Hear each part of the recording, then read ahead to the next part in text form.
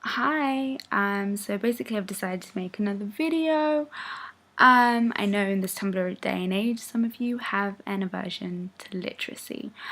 Um, no, but sometimes it's easier to watch and more interesting, maybe, I don't know. My hair's a bit of a mess. I've still not showered after my run, that's pretty gross, but I'm going to do it after this. Basically I received an anonymous question, thought this would be the best way to answer it. And I've received a few like this, so hopefully it answers a couple of people's questions. So I'll read it out. It said, "Hey, love this project. I'm keen to submit something, but don't know what it is you're looking for exactly, and if even what you have to say is good enough for anyone other than my own eyes to see." Firstly, I wanted to say thank you for your support and your encouragement. That's great. It means a lot, and I'm glad for the reception we're kind of getting around this. What we're looking for in terms of submissions is on how women of colour relate to, understand, and navigate and reclaim their bodies. Kind of what we're trying to do with the project in general is create a safe space for women of colour across race, ethnicity, culture, sexuality, genderqueer identities, class, able-bodiedness, etc., to talk about how their experiences affect this relationship, and also how it filters into a broader discourse or dialogue about how we own our experiences, how we reclaim our stories, and use our narratives to kind of individually and collectively define ourselves for ourselves. The idea is also that we encourage and nurture one another to enhance whatever agency we have in our lives to resist, to heal, and most importantly, facilitate politics of love in all aspects of our lives and our communities. So this can kind of come in many forms, and they can be personal or a broader exploration. They can include things like personal narratives. I know some of you have read my most recent post. Intellectual and academic essays. For me, this is crucial. Intellectual and academic ideas, concept theories, and frameworks are the basis from which we can really make a sense of our experiences, our worlds, dismantle them, rebuild them, and also re-envision. I know a lot of you who are familiar with women of colour and black feminist works globally will understand what I'm talking about, where intellectualism meets very personal, spiritual questions. Articles and topical issues, and then the creative stuff, which for me is crucial. Art is a space of transformation, of reclamation. So prose, poetry, spoken word, we welcome videos and recordings for this, short films and documentaries, video blogs and podcasts, photographic essays or self-portraits, and of course other forms of visual art. Now the work doesn't actually have to be directly related to the body. It can be much more kind of subtle in its exploration around the embodied journey, and it can cover a spectrum of kind of emotions and feelings and thoughts, from joy, gladness, pain, forgiveness, growth, healing, conflict. It does, for me it's very important that we understand that progression or growth, healing, and political work is not linear. There are times we face struggles and conflicts that can undermine or enhance our work. So we want that complexity. We want to capture the struggle in all its moments, and for me this is essential because as women of colour, often we are denied that humanity, with a lot of different stereotypes, framings, and projections onto us. In terms of topics, again, I want to kind of reach for a wide range.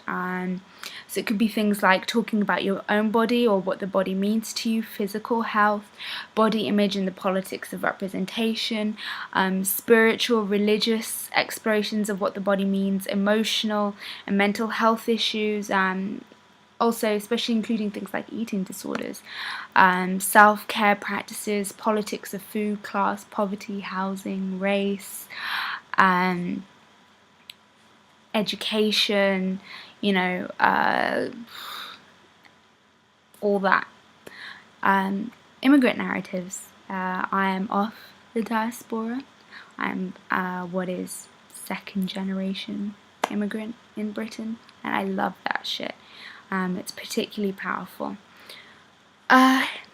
Historical stuff, you know, things around racialization, you know, the processes of gender, etc.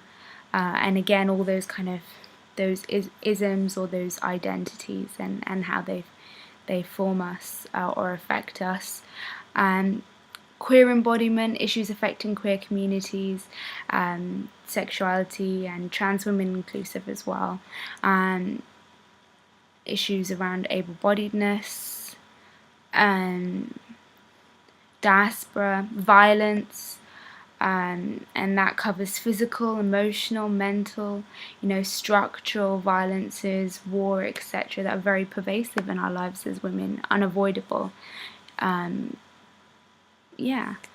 The idea of existing in different spaces, experiences in different spaces, so, you know, home, work, different geographies, you know, and again, this is also an exploration of space, not just in a physical or material space, but also temporal space, and remembering, and, you know, processes of memory.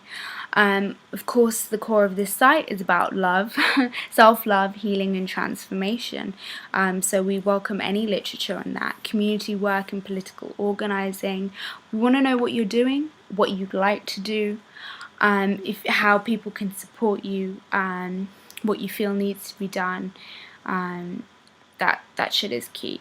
Love notes, book reviews on relevant literature, film reviews, and even, you know, the simple stuff, questions around style, how we adorn ourselves, how we choose to express our bodies, and how that's a process of gladness, you know, of joy, of resistance. And I also want to enter into different realms, fantasy, sci-fi, that also challenge these ideas about what the body means and what it is to be embodied, and yeah, I think, and of course everything around arts and idea of cultural transformation processes, etc. So, you know, there's a lot people can submit on, and that we will also be sourcing in terms of editorial work.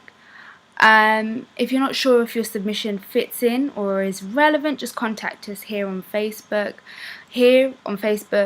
Email us and we can let you know. I just want to make this point though. Whilst we're accepting and we're open to submissions, we won't necessarily be publishing everything. Now that doesn't mean that your work is good or not good, good enough. It may just not fit with that curatorial process at that time. It may be that we keep your work to use on a later date. And I will be trying to push as much stuff out there as possible, hopefully develop a space on the site that is just for submissions. There is no such thing as not good enough, especially when we're talking about things that are so personal and so political and so powerful. The fact that you own your story and that if you share it, people will want to engage with it is powerful. And don't let that deter you. Again, like I said, we're entirely open. So if you want to know why or what we're looking for at that particular moment, get in touch. Let me know. See how we can work together. It's open, you know. It's a dialogue. It's hopefully a safe space. So yeah, speak soon.